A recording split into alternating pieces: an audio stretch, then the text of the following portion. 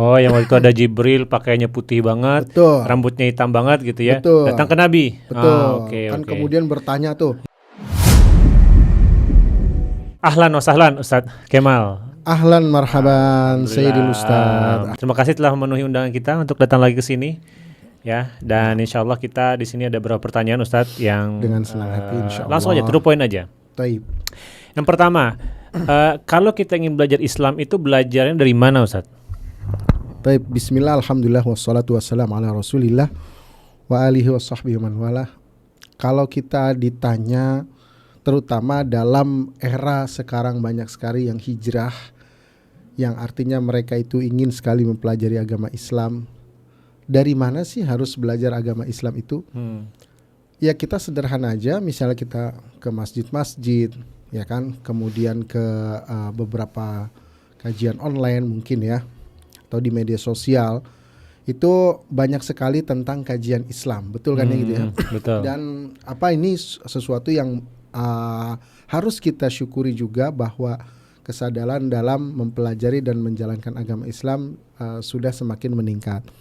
Cuman kalau kita ingin belajar secara benar, itu dari mana mulainya dan apa yang harus didahulukan dari sekian banyak kajian seperti itu ya. Betul.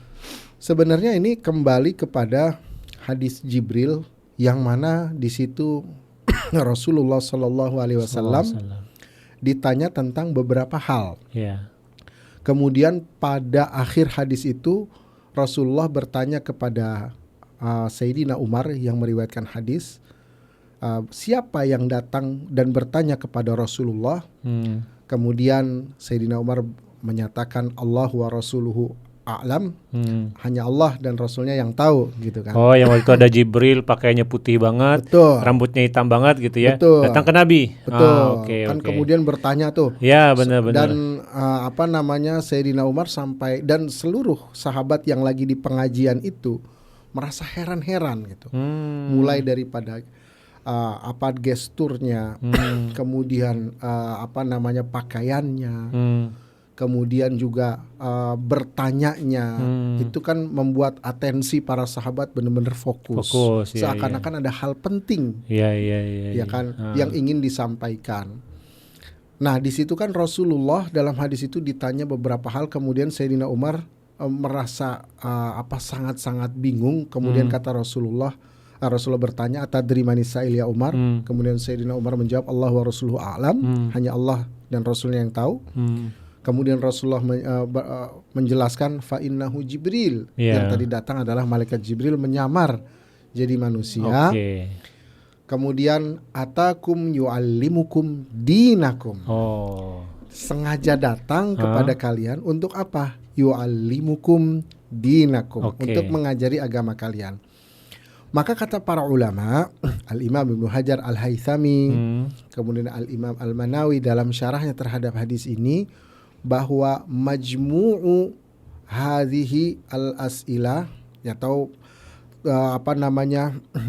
keseluruhan dari pertanyaan yang ditanyakan oleh Jibril kepada Nabi Muhammad itu adalah agama. Jadi agama kita terangkum di dalam hadis Jibril. Apa saja yang ditanyakan? Satu, tentang akhbirni anil Islam, yaitu tentang Islam. Yang kedua, akhbirni anil iman, yaitu tentang iman. Kemudian yang ketiga, akhbirni anil ihsan. Nah, sebenarnya sampai di sini itu poin paling pentingnya. Ada poin paling penting, maksudnya di sini dia yang menjadi pokok. Nah, tapi ternyata malaikat Jibril belum berhenti. Ada lagi yang ditanya tentang waktu kiamat dan Rasulullah tidak menjawabnya, dan diganti pertanyaan dengan amaratiha, yaitu tanda-tanda daripada hari kiamat. Para ulama tidak menjadikannya pokok, dalam artian dia tidak masuk ke dalam rukun. Pilar agama lah ya. Tapi ada ulama dari kalangan kontemporer, yaitu Al-Habib Abu Bakar Al-Masyhur yang baru saja wafat sekitar 2-3 tahun lalu. Beliau menyatakan bahwa ini masuk ke dalam bagian daripada poin penting dalam agama. Kenapa? Karena kita semakin hari zaman semakin berkembang dan mendekati hari akhir, maka poin yang keempat ini jangan dilupakan. Berarti kata beliau poin penting dalam beragama 4. 1 Islam, 2 iman, 3 ihsan, dan keempat mengetahui tanda-tanda hari akhir. Kiamat. Hari kiamat. Nah, kalau kita renungkan, tadi Rasulullah bertanya tentang akhbirni anil Islam, dan yang dikabarkan kita sudah tahu yaitu rukun Islam yang 5. Oh, berarti yang pertama Syahadat. itu bukan iman dulu, Islam dulu ya? Memang kata Imam Ibnu Hajar, ada juga yang hadis riwayat lain itu akhbirni anil iman dulu. Dan ada riwayat lain redaksinya mal iman, bukan akhbirni, bukan kabarkan kepadaku tentang iman. Tapi apa itu iman? Tapi dalam hadis yang masyhurnya yang ada di Arba'in Nawawi itu redaksinya akhbirni anil Islam, anil iman, anil ihsan. Jadi kabarkan kepadaku. Nah, kita pakai hadis yang sudah masyhur ini di dalam kitab Arba'in. Kalau kita renungkan akhbirni anil Islam, itu kabarkan kepadaku tentang Islam, dan jawabannya adalah rukun Islam yang 5 itu. Ya kan? Nah, kalau kita renungkan, kita fahami ya syahadat, sholat, zakat, puasa, dan berhaji jika mampu. Semuanya adalah perbuatan. Perbuatan. Iya, betul.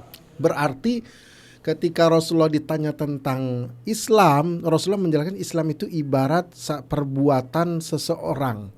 Maka ini kemudian bertransformasi, alias mungkin kita bisa bahasakan dari intisari ini kemudian berkembang menjadi satu ilmu yang membahas tentang perbuatan seorang yang dituntut untuk menjalankan agama, yang kemudian dinamakan dengan ilmu fikih.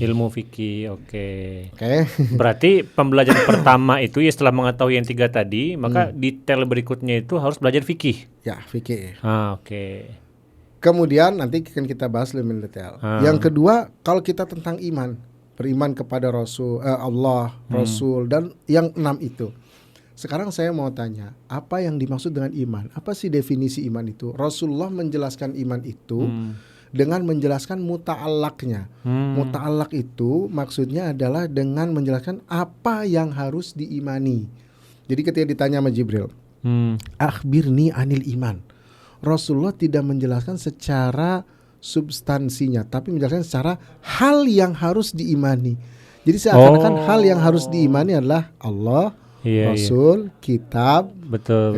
Jadi bukan definisi iman itu apa? Kan biasanya pembenaran di hati. Gitu ya. Biasanya kalau kita tanya tentang ta'rif atau definisi dari iman. Nah, sekarang definisinya apa itu?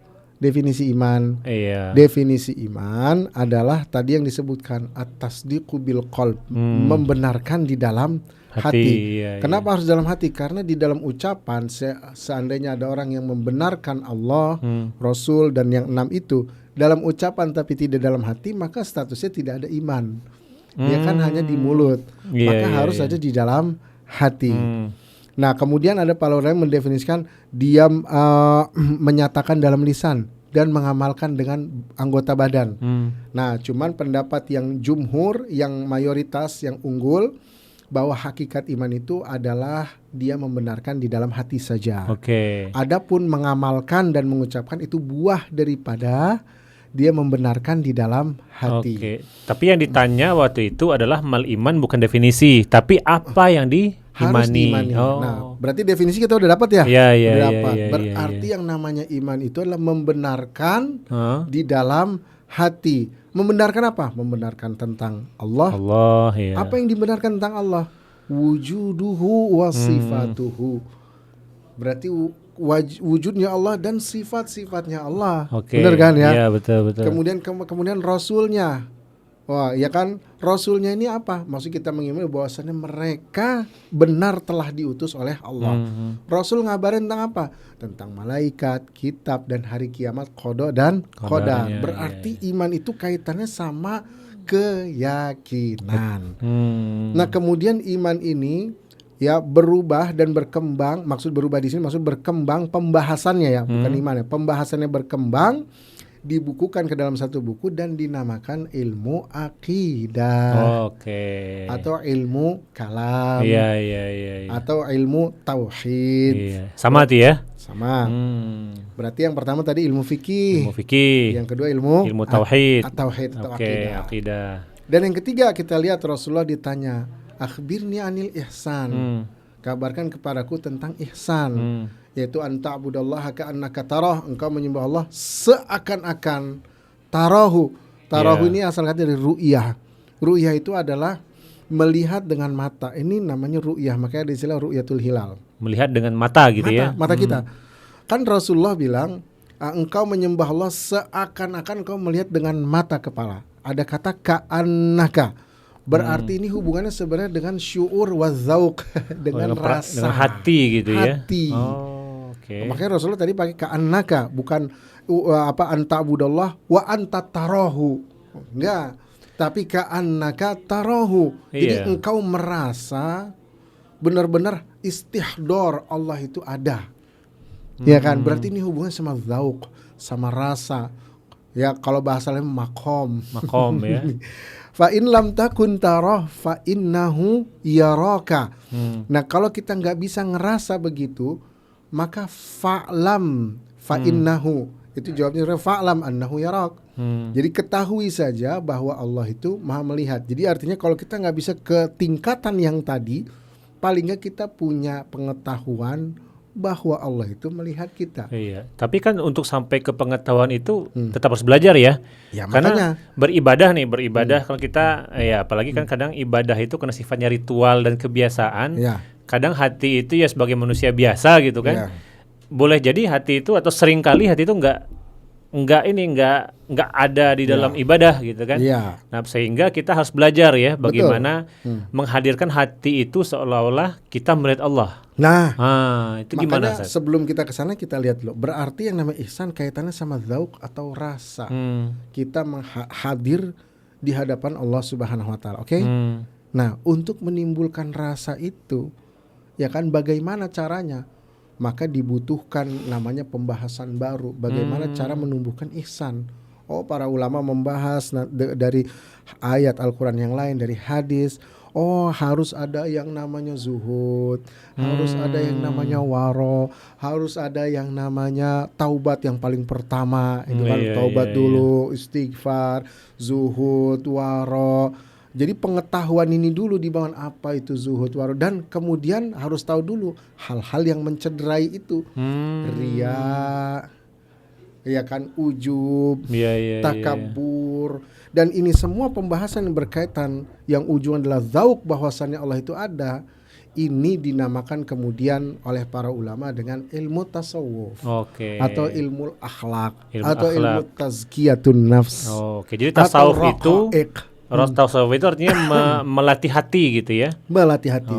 Atau bahasa modernnya, bahasa Agim, manajemen qalbu. Manajemen qalbu, iya. Nah, berarti di sini ada 3 ilmu yang menjadi pokok dari agama. Tadi ilmu yang berkaitan dengan perbuatan yaitu ilmu fikih.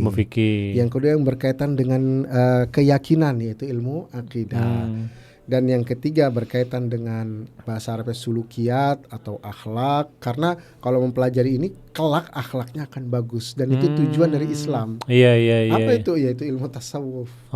Makanya Maulana Syekh Yusri, ya guru kita, pernah ketika kita lagi ngaji kharidah, beliau berkata kullama zitta fil adab zitta fit tasawuf. Semakin kita adab dan akhlaknya tinggi, maka tasawufnya makin tinggi. Karena hakikat dari tasawuf itu adalah akhlak. Dan itu adalah tujuan dari diutusnya Rasulullah. Innama bu'itsu li utammima makarimal akhlaq. Nah, dari 3 ini, nah sekarang yang 4 nih tentang tanda kiamat. Gimana ceritanya? Nah, kembali ke yang tadi para ulama sepanjang sejarah perjalanan khazanah Islam, mereka tidak menjadikannya sebagai rukun. Kenapa? Karena untuk dijadikan rukun agak sulit. Yang namanya tanda hari kiamat itu bertransformasi. Berubah sehingga mau dijadiin qawaid sulit. Iya kan? Makanya cukup ketahui aja, nanti silahkan tafsirkan seperti apa. Tapi ya Al-Habib Abu Bakar Al-Masyhur memberikan qawaid dalam memahami transformasi itu, yang kemudian menjadi namanya fikih tahawulat, fikih transformasi. Apa itu? Maksudnya gimana tuh? Ya, jadi misalnya dulu Rasulullah menggambarkan tentang tanda kiamat itu, seorang perempuan melahirkan anaknya atau tuannya, melahirkan tuannya. Apa yang dimaksud dengan itu? Di zaman itu ya memahaminya bagaimana, dan di zaman sekarang memahami bagaimana kan pasti beda. Nah kan ini bertransformasi dari majazi tadi ke zaman sekarang yang jadi realita. Iya, dan boleh jadi akan bertransformasi lagi nantinya. Iya, maka ada qawaid yang dipelajari dalam fikih ini sangat menarik sebenarnya. Dan tapi memang ya namanya baru pertama kali ilmunya muncul, pasti ada perdebatan, ada kritik. Ya wajar ya. Pertama kali muncul, betul, kan. Betul. Nah, kita kembali, berarti intinya ada 3, yaitu ilmu fikih, ilmu akidah, dan ilmu tasawuf. Mana yang penting? Semuanya penting. Kenapa? Satu, kalau kita belajar fikih aja, kita perbuatannya bagus, ya perbuatan kita halal semua. Kan perbuatan kita kalau nggak halal haram, kalau nggak wajib, kalau nggak sunnah, kalau nggak makruh, kalau nggak mubah, kalau nggak haram. Ya. Kita bagus nih perbuatannya, tapi keyakinannya rusak. Misalnya kita meyakini misalnya misalkan seakan-akan Allah itu adalah wujud seperti manusia. Salah nggak itu? Salah. Atau juga akhlaknya dia perbuatannya halal terus, bagus terus, tapi dia sombong. 3-tiganya penting. Tadi kan yang fikih aja nggak bisa, akidah aja bisa nggak bisa juga. Keyakinannya benar, ya dia meyakini Allah, meyakini Rasul dengan keyakinan yang benar, tapi sholatnya berantakan, ya sama aja. Tapi dia sombong, ya sama aja bohong. Artinya di akhirat, bahkan di dunia ya dia nggak bahagia. Kan tujuan dari Islam adalah membuat seseorang bahagia di dunia dan akhirat. Kan gitu ya. Iya betul. Berarti ada cacatnya di sini. Atau misalnya akhlaknya doang, nggak usah sholat, nggak penting akidah, yang penting sedekah, yang penting tidak sombong. Bisa nggak? Nggak bisa juga. Iya. Berarti 3-tiganya harus sejalan dengan harmonis. 3-tiganya berjalan. Nah, sekarang kita mempelajari 3-tiga ini, kan pembahasannya panjang. Betul. Apakah semuanya dari A sampai Z wajib diketahui atau enggak? Betul. Nah, Al-Imamul Ghazali telah menyinggung ini di dalam Ihya Ulumuddin. Begitu juga di dalam kitab Ta'limut Ta'lim juga disinggung. Yang intinya yang wajib fardu ain dipelajari, yang menjadi ilmul hal, yang dibutuhkan oleh dia sehari-hari. Misalnya sholat sehari-hari kan, berarti wajib dia mempelajari tentang ilmu sholat yang ada di dalam kitab fikih dan yang berkaitan dengan sholat. Karena sholat gak berdiri sendiri. Apa yang berkaitan? Toharoh. Iya. Toharoh kaitannya sama apa? Sama bab air, sama bab wudhu, sama bab mandi. Itu fardu ain. Wajib dikira. Jadi kalau ada orang muslim misalnya apa rukun wudhu, dia gak tahu, ini bahaya, awas. Iya. Iya kan? Berarti kan sholat jadi kebutuhan. Begitu juga puasa Ramadan dong, karena setiap tahun. Begitu juga zakat. Pokoknya yang menjadi kebutuhan sehari-hari, wajib dia mengetahui ilmunya. Nah, kemudian dalam akidah juga yang perlu dia ketahui adalah yang menjadi dia mau tidak mau harus diketahui. Misalnya bagaimana iman kepada Allah, tentang sifat Allah itu mau nggak mau. Sifat Rasul mau nggak mau, dia harus tahu nama-nama Rasul, dia harus tahu nama-nama malaikat, nama-nama ini dan dalil-dalilnya. Dia harus tahu dalam akidah seperti itu. Begitu juga dalam ihsan. Paling nggak kita mengetahui hal-hal yang bisa menghancurkan kita, riya, ujub, takabur. Ya kan dalam ihsan itu Al-Imamul Ghazali bagi 2, ada yang muhlikat, ada yang munjiat. Muhlikat itu yang bisa menghancurkan seseorang dengan akhlaknya. Munjiat yang bisa menyelamatkan dia dengan akhlaknya. Nah, kita pelajari yang mana dulu? Munjiat dulu apa muhlikat dulu? Nah, yang mana? Biasanya di mana tuh? Yang kalau dimulai pembelajaran yang mana? Sekarang kalau kita belajar munjiat dulu, kita pengen sukses. Tapi hal-hal yang menghalangi kesuksesan ada.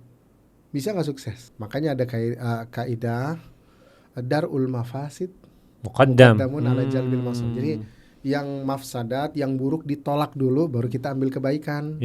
Jangan kita mau ambil kebaikan, keburukannya ada ya kitanya, ya kan? Berarti makanya Imam Ghazali itu menyusunnya muhlikat dulu, baru munjiat. Ya kan, paling nggak kalau kita nggak munjiat, paling nggak celaka lah gitu kan. Iya. Penting kita tahu mana ini ya jalan yang ada lubangnya gitu ya. Iya. Paling nggak jeblos ke lubang gitu kan. Betul. Nah, jadi intinya memang kebutuhannya tadi beda. Dan yang kebutuhan itu sudah pasti sehari-hari, yaitu tadi tentang sholat.